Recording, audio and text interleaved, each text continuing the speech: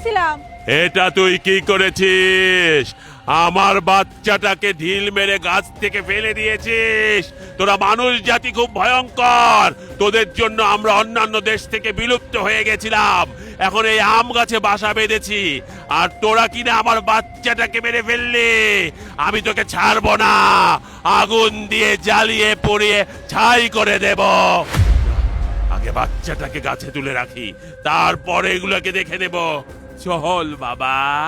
এই কোথায় পালাচ্ছিস? দাঁড়া, আমি আসছি। হ্যাঁ, কোথায় পালাচ্ছিস? কোথায় পালাচ্ছিস? তোকে আমি আগুন দিয়ে পুড়িয়ে দিব। আল্লাহ গো আল্লাহ, বাচ্চাটা দিয়ে বলে আমার পিছন পিছন খাইবো গো আল্লাহ গো।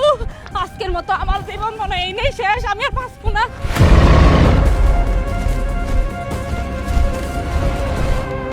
আরিয়ান, এই আরিয়ান, আরিয়ান, জানোস কি হয়েছে আরিয়ান? তোর আবার কি এলো? আমার আম গাছ আছে না, আম গাছে তো সব আম পাইকা রয়েছে, তুই তো দেখছোস। আমি একটা ঢেল দিছি আম পাড়ার জন্য, কিন্তু আম না পইরা ড্রাগনের বাচ্চা কাছে থেকে পড়ে গেল। কি রে উল্লা পাল্লা কস? তুই কি কিছু খাসনি? এই আমলে ড্রাগন আইব কইতে? হ্যাঁ আরে তুই আমার কথা কেন বিশ্বাস করতেছস না? সত্যি কথা কইতেছি, এত বড় একটা ড্রাগনের বাচ্চা পড়লো, তারপর ওর মা গাছে থেকে নামলো। ওর মা কইছে আমার বাচ্চারা ফেলাই দিছ, আজকে তোর জীবন শেষ। আমি কোনোরকম ভাবে আমার নিজের জানটা বাঁচালি এই নেছি।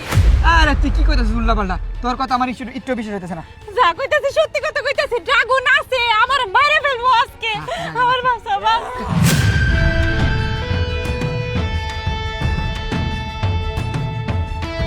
তুই এই সময় ড্রাগন ধরে লইছস কইতে?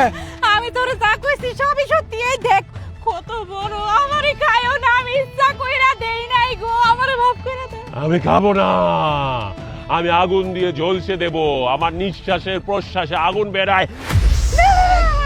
খারাপ খারাপ খারাপ। তোমার কি হইছে? তুমি এমন চেঁচছো কে? আমরা তোমার কি ক্ষতি করছি? এই মেয়ে আম গাছে ঢিল মেরেছে কেন? বাজার থেকে আম কিনে খেতে পারিস না?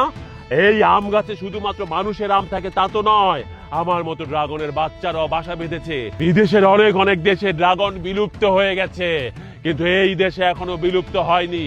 আমরা গাছের কোটরে লুকিয়ে থাকি, রাত হলে খাবার দাবার খাওয়ার জন্য বেরোই। আর আজকে কিনা তুই একটা আমের লোভে আমার সন্তানকে ঢিল মেরে নিচে ফেলে দিয়েছিস। ওর হাত পা ভেঙে চুরমার হয়ে গেছে, ও এখন আহত অবস্থায় ব্যথায় কাতরাচ্ছে। আমি ইচ্ছা করে দেই নাই, আম গাছে থেকে তো আম আমরা সবসময় পাইরা খাই। আজকেও তো তাই করতে গেছিলাম। কে জানতো আপনার বাচ্চা এনে বসে আছে? হ ও ভুল করে মারছে, আপনার বাচ্চারে মারার উদ্দেশ্যে মারে নাই। আপনি ভুল বুঝছেন নাম করে। আমরা ওরে একা নাপা কিনে দিব না, ওই নাপাটা খাওয়াইলে আপনার বাচ্চা ভালো হয়ে যাবে। হ্যাঁ, নাপা কি? নাপা অনেক ভালো বড়ি। আমরা যদি ব্যথা ট্যাথা পাই বা জ্বর টর আসে, ওই বড়ি খাইলে সাথে সাথে ভালো হয়ে যায়। হ আমার আম্মা কইছে জ্বর আইলে নাপা খাইতে, ব্যথা করলে নাপা খাইতে, মাথা ঘুরালে নাপা খাইতে, পানিতে পড়লে নাপা খাইতে, সবকিছু নাপা খাইলে ভালো হয়। আপনার এই বাচ্চারা নাপা খাইলে ভালো হয়ে যাবে। এটা আবার কেমন কথা? সব অসুখেই যদি একটা ওষুধ দিয়ে আপনারা পার পেয়ে যান, তাহলে কিভাবে হবে? এইটা বাংলাদেশ, বাংলাদেশের মানুষের ডাক্তার লাগে না।